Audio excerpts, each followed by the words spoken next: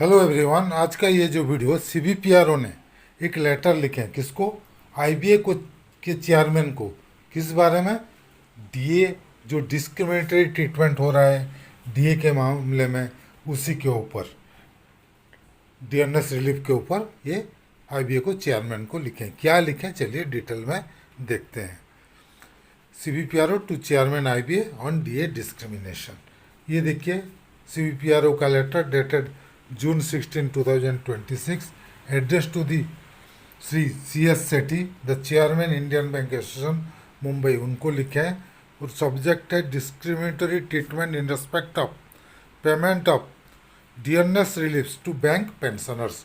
उसके बाद वो रेफरेंस दे रहे हैं जो केरला हाई कोर्ट का जजमेंट हुआ था कि आप बाइफरकेट नहीं कर सकते, एक होमोजीनियस ग्रुप जो है सबके लिए डीए सेम होना चाहिए, तो आप अलग अलग नहीं कर सकते।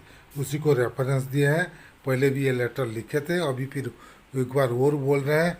ये पहले लिखे थे 12 अप्रैल 2026 में, लेकिन उसके ऊपर कोई काम नहीं किया गया, इसलिए ये एक रिमाइंडर अगेन दे रहे हैं। और इसमें ये बोल रहे हैं the rise in the consumer price index और inflation hits both the employees and pensioners in equal measures.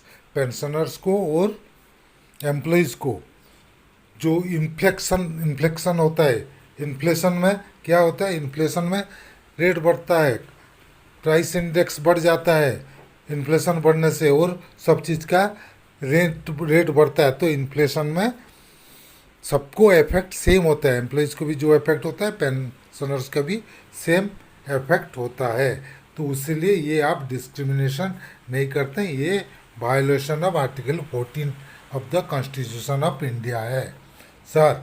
उसी के लिए sir in view of the above it became imperative that our following submission be given full consideration by your good self and the relief is accorded in line with the judgment of the Honorable Supreme Court। उसके बाद वो लिखे हैं even at the cost of repetition. अभी और एक बार बोल रहे हैं रिपीटेशन, लेकिन वो we wish to reproduce our submission for your immediate action as unfortunately no forward movement is seen from your office in this regard so far. पहले letter देने के बाद भी कोई आगे आप उसके ऊपर कार्रवाई नहीं किए, इसलिए और एक बार रिप्रोड्यूस कर रहे हैं। पहले जो लेटर में था क्या था, uniform rate of DA to pre 2002 retirees. पहले जो था आपको सबको मालूम है, वो जो हुआ था सेटलमेंट 26/2005 में, उसी टाइम में जो लोग रिटायर किए थे आफ्टर 1/5/2000 आफ्टर 2002 के पहले जो लोग रिटायर किए थे उनके लिए टेपर्ड डीए रह गया, उनके लिए नया डीए लागू नहीं हुआ। लेकिन बाकी लोगों के लिए फ्रॉम 1/5/2005 से उनको अप्लाइड हो गया बाकी लोगों के लिए। लेकिन प्री 1/11/2002 रिटायरीज के लिए वो 0.18 डोज जो स्लैब है उसको नहीं पेमेंट किया गया, तो उनको टेपर्ड डीए मिल रहा था। लेकिन आगे ये सेटल हो गया। लेकिन क्या हुआ, 1/11/2023 से एरियर दिए हैं, प्रोस्पेक्टिव डेट से एरियर दिए हैं, रेट्रोस्पेक्टिव डेट से नहीं दिए हैं, जिस वजह से उनका 18.5 ईयर्स का एरियर लूज हुआ है। It is therefore requested to restore the application of uniform rate of DADR to pre-1/11/2002 retirees with effect from 1/5/2025 as provided in the joint note dated 2/6/2005। उसके बाद नेक्स्ट जो problem अभी create हुआ है, shifting CPI base from 1960 to 2016 shift किए CPI का base year. लेकिन ये लोग क्या है, उसमें भी डिस्क्रिमिनेशन कर दिए।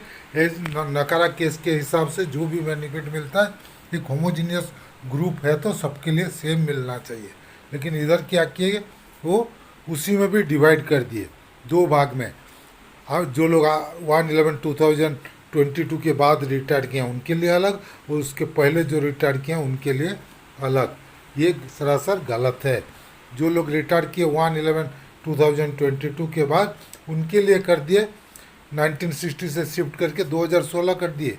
लेकिन जो लोग पहले से रिटायर किए हैं 1/11/2022 22 का पहले, उनके लिए अभी भी बेसियर CPI 1960 है, जो कि सरासर नाइंसाफी है, डिस्क्रिमिनेटरी है, ये violation of article 14 of the constitution of India है। उसके बाद it is pertinent two point out that if paying difference rates of DA DR to serving employees and retired employees is impermissible, it is all the more not permissible to pay dearness reliefs to homogeneous class of pensioners at different rate. एक homogeneous group है pensioner, उनमें आप difference नहीं कर सकते।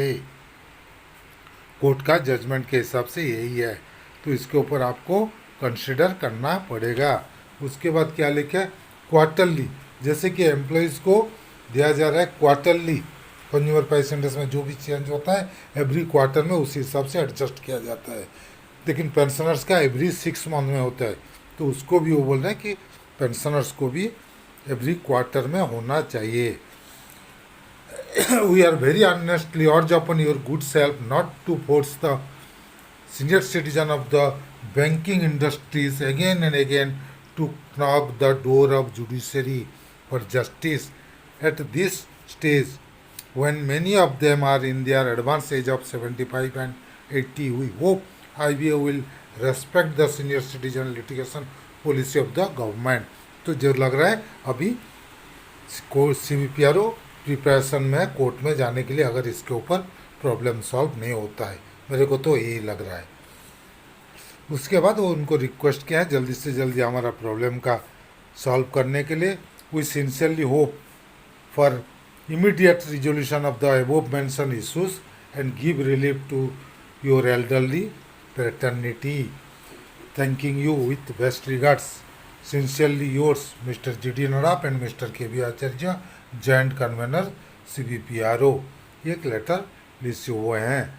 तो ये जो लेटर लिखे हैं पहले भी दिया है, अभी भी दिया है, अभी लेकिन मेरे को लग रहा है शायद CBPRO is planning to go to court for this discrimination treatment to pensioners, एक होमोजीनियस ग्रुप में, और ये वैलिड पॉइंट है, इसके ऊपर आराम से केस कर सकते हैं। ऐसा वो कर ही नहीं सकते। देख, सेम पेंशनर्स को आप 2 भाग में डिवाइड कैसे कर सकते हैं अलग अलग, ये सरासर गलत है। इसके ऊपर कोर्ट में जाएंगे तो कोर्ट में डेफिनेटली जजमेंट हमारा फेवर में आएगा। एनीवे, जो इन्फॉर्मेशन था हम आप तक पहुंचा दिए। ये था आज का वीडियो। अगर हमारा वीडियो आपको पसंद आया तो प्लीज़ इसको लाइक कीजिए, शेयर कीजिए। आपका कुछ मतामत है तो कमेंट सेक्शन में ज़रूर दीजिएगा, और अगर अभी तक हमारे चैनल को सब्सक्राइब नहीं किए हैं तो प्लीज़ सब्सक्राइब कर दीजिएगा, और बेल आइकन को दबाना मत भूलिएगा, ताकि आगे हम जो भी वीडियो बनाएंगे उसका जानकारी आपको मिलते रहेगा। Thank you. अमीय कुमार मिश्रा।